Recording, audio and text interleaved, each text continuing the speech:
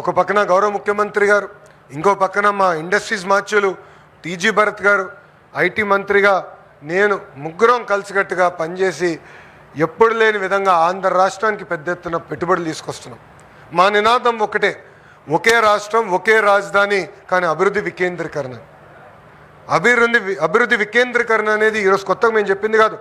ఆనాడు అమరావతి ప్రకటించే ముందల 2014లో శాసనసభ సాక్షిగా ఏ జిల్లాకి ఎలాంటి పరిశ్రమలు మేము తీసుకొస్తాం, ఎక్కడ ఎయిర్పోర్ట్లు కడతామని ఆనాడే గౌరవ ముఖ్యమంత్రి గారు చెప్తాం జరిగింది. ఈరోజు ప్రజలందరూ గమనించాలి, పెద్ద ఎత్తున పరిశ్రమలు వస్తున్నాయి. గూగుల్ కానివ్వండి, ఆసిలం మిత్తల్ కానివ్వండి, ఆమ్కా ఫైటర్ జెట్ కానివ్వండి, రాయల్ ఎన్ఫీల్డ్ కానివ్వండి, దాల్మియా సిమెంట్స్ కానివ్వండి, ఇంకొక 5 సిమెంట్ ఫ్యాక్టరీలు త్వరలో రాబోతున్నాయి. ఇట్లా భారతదేశంలో ఏ రాష్ట్రంలో జరిగిన విధంగా పెద్ద ఎత్తున మేము పెట్టుబడులు తీసుకొస్తున్నాం, అభివృద్ధి చేసి మేము ముందరికి వెళ్తున్నాం. మీ అందరు చూశారు, మన ఎస్ఏఎల్ సంస్థ కూడా మేలో వాళ్ళు ఓపెన్ చేశారు. కరెక్ట్గా నెల తర్వాత గౌరవ ముఖ్యమంత్రి గారికి ఇక్కడ వచ్చి జేఎస్డబ్ల్యూ పనులు ప్రారంభించారు. నెల మారే లోపలనే మళ్ళీ దాల్మియా సిమెంట్స్కి శంకుస్థాపన చేసాం. అంటే 3 నెలల్లో 3 సార్లు కడపకు వచ్చాం. ఇంకో పక్కన మన పుట్టపర్తికి వెళ్ళాం, ఆమ్కాకి శంకుస్థాపన చేసాం.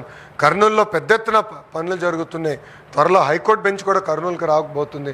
ఇలా రాయలసీమలో ఉన్న అన్ని జిల్లాలను కూడా అభివృద్ధి చేయాలి లక్ష్యంతో ప్రజాప్రభుత్వం, ఈ కూటమి ప్రభుత్వం కట్టుబడి ఉంది.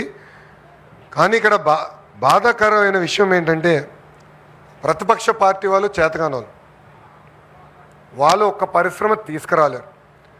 కానీ బాధ ఎక్కడ వేస్తుందంటే, మేము తీసుకొచ్చిన పరిశ్రమలపైన కేసులు వేస్తున్నారు.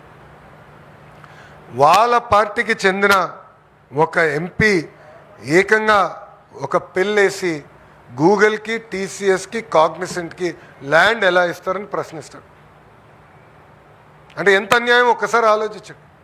వాళ్ళ పార్టీకి చెందిన ఎంపీ నిన్నగాక మొన్న ఒక జంపింగ్ జపాంగ్ ఉన్నాడు. ఈ పార్టీ నుంచి ఆ పార్టీ, ఆ పార్టీ నుంచి ఈ పార్టీకి జంపింగ్ చేసేవాడు ఇక్కడ ఉన్నాడు ఒక వ్యక్తి. ఆయన పెద్ద పెద్ద మాటలు మాట్లాడుతున్నాడు. అరే 5 సంవత్సరాల మళ్ళీ మీరు చేసింది ఏంటయ్యా? 2022లో ఈ ఫ్యాక్టరీకి మీరు లీగల్ నోటీస్ పంపించారా లేదా? సమాధానం చెప్పమనండి. ఎస్ఏఎల్ని ఆపాలని ప్రయత్నిస్తారు, దాల్మియా సిమెంట్ ఫ్యాక్టరీని ఆపాలని ప్రయత్నిస్తారు. ప్రజలు స్వచ్ఛందంగా ముందలకు వచ్చి వాళ్ళ పిల్లల భవిష్యత్తు కోసం, పిల్లలకు ఉద్యోగాలు వస్తుందని వాళ్ళు భూములు ఇస్తే, అదే ఊర్లకి ఆ జంపింగ్ జపాంగు, ఆ జఫా బ్యాచ్ వెళ్ళి ఏకంగా అక్కడ ప్రజల్ని రెచ్చగొడుతున్నారు. మేమెందుకు మిమ్మల్ని వదిలిపెడతాం? మేము లక్ష్యం పెట్టుకున్నాం 20 లక్షల ఉద్యోగాలు కల్పించాలని. ఆ లక్ష్యం సాధించే వరకు మేము ఎవరం పడుకోం.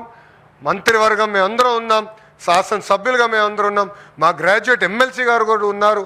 ఆయన కూడా ఆనాడు చెప్పారు జాబ్ క్యాలెండర్ చేస్తామని.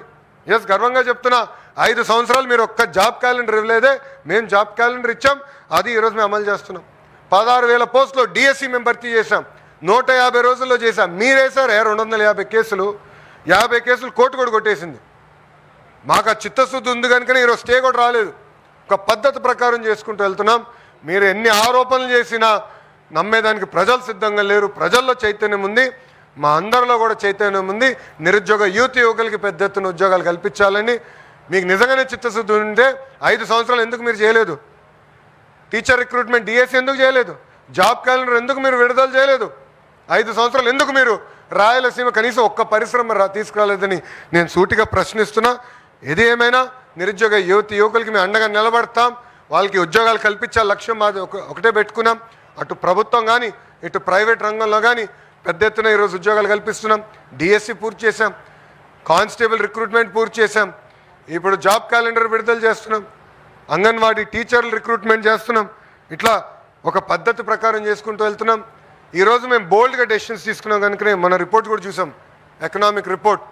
మొదటిసారి ఆంధ్ర రాష్ట్రంలో ఐటీ ఎక్స్పోర్ట్స్ 32% పెరిగింది, 32%.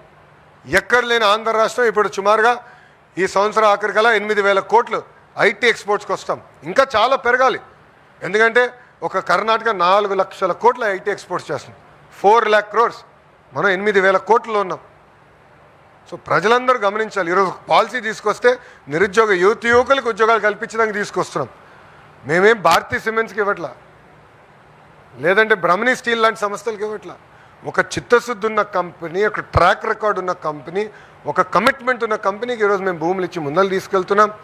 యువకులకి ఉద్యోగాలు కల్పించే లక్ష్యంతో మేము పనిచేస్తున్నాం. నేను అనేక మారు చెప్పాను, Jaganmohan Reddy brand very clear. ఆయన పేరులో జీలో చూస్తే గొడ్డెలు ఉంటుంది, గోల్డ్ మెడల్ ఉంటుంది.